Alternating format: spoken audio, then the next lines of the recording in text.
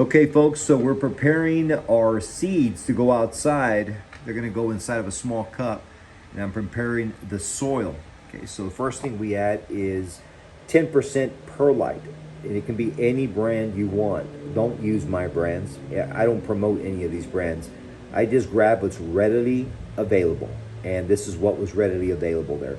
Last year I used a different perlite name brand, and that's 10%. And last year I used a different peat moss. That's at 15% mix.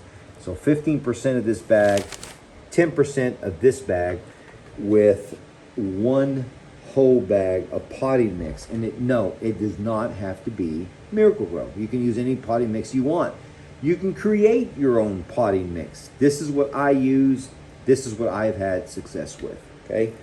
Then what we do is we put it inside of an old trash can, like this one here, and we mix it all together. That's what we do, mix it all together, just like that.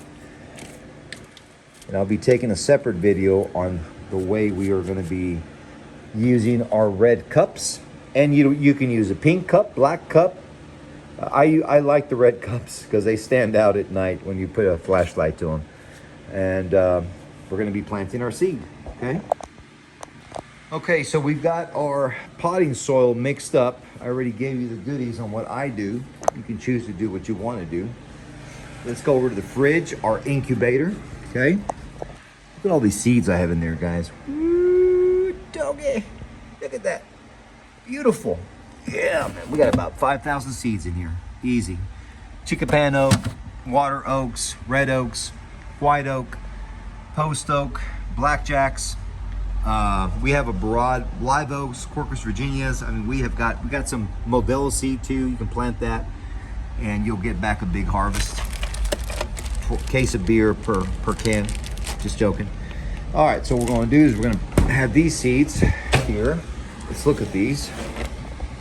So we get some light in here.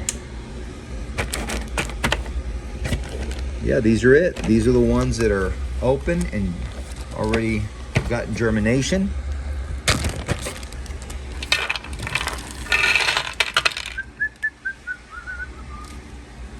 Look at these beautiful babies here. All right, so I'm gonna take another video and I'm gonna show you what I do to plant these. The first thing we're gonna do with these cups is you gotta make sure you use a pair of scissors. You can use a drill. You can use a hot pin. I don't care how you do it. Just make sure at the bottom it's gonna have drainage. That's very important. I normally just use a pair of scissors and I cut some slips at the bottom, and that's all she wrote.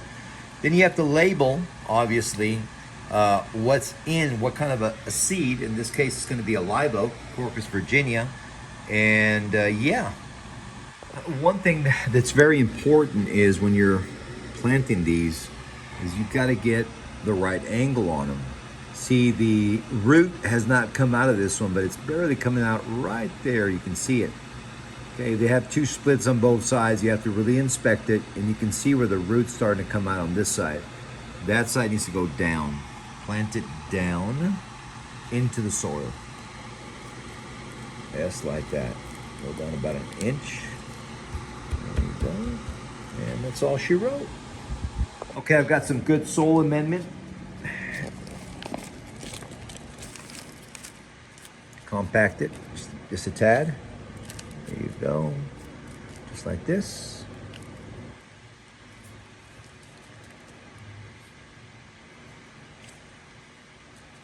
There you go, just like that. That's what we're looking for. Come out here and get a baby and just push her in. About an inch down is good, inch and a half, inch down. And she's ready to go. She's planted. Come over here and we're gonna put her in this little detention center until we fill up all the compartment. Okay, here we go. All these have been planted, 50 per cart, as you can see here. And now we're gonna put a screen mesh on top of them to keep our lovely squirrels and rats away from them. We wrap them completely around and under on all four sides, and I'll take a separate video on that. Okay, here we go. It get kind of late on me today. I'm sorry, man. It's a little bit dark out here, but you get the idea. So we put a screen, the same screen you would use on a door to keep the flies out, and we wrap it all the way around the container. So this way, rats and squirrels, varmints is what I call them, do not get inside and eat the actual fruit, the acorn. Okay. A little bit of watering. I probably water them once a week. It depends on how warm. It's been very warm here in Fort Worth. We've been up in the 80s, so I'm watering them 3 times a week. As soon as it cools back down to the 60s, I will stop watering them and probably only water them once a week, maybe once every 2 weeks, just keeping it just dry. I want to make sure that the acorn does not dry out on me. And then in addition to that, I put it up on top of a table, as you can see. So this way we keep it away from the varmints. All right. Thank you guys. I appreciate you.